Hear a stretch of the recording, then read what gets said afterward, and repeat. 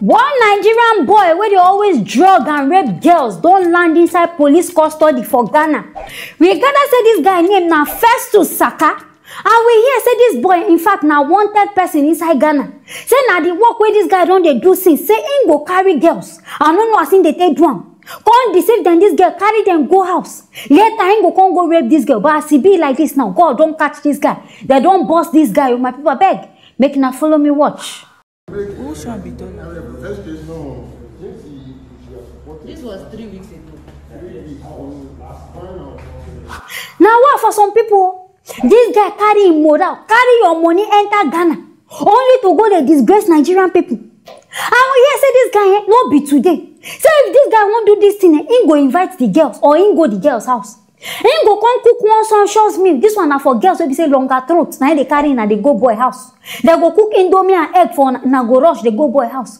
And I don't see this boy now go cook. After he cook, he go come put drug inside these people food. Afterwards, he go come rape the girl. If na in house, I don't know as he go do am. If the girl come outside, they claim say yes you rape, he go talk say na lie. But if say no be this girl has, he go run away.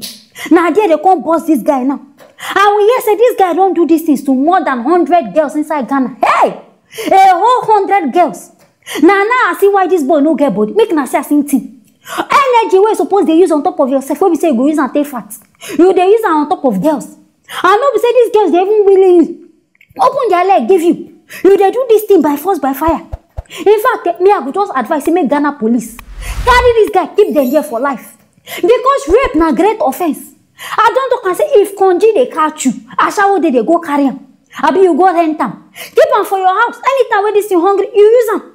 No be say you come they decide they carry innocent girls. When be say they don't know anything, you go they rape them. And as I they look this guy, I sure say this guy go get is. Because as this guy thin like this now, person will be saying they sick. Maybe he come decide say one they spread the sickness. Now what make and come they do this kind one?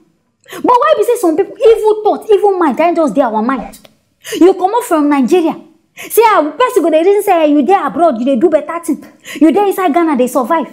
Not knowing say this kind thing you do. And the place say now when Nigerians to commit crime, they don't use and swear for us. Any country where we enter, we must commit something. But anyway, this guy don't meet in Waterloo like this. Anything where Ghana court won't give up, may they give up. Nobody go put mouth inside your matter. Because this one, you don't overdo. My people, I hear this story as make I bring and come. Make na service na ear. Here what did they happen. Anything when I get to talk about them, make na don't forget to write and put inside the comment section. Make na stay tuned for the next video.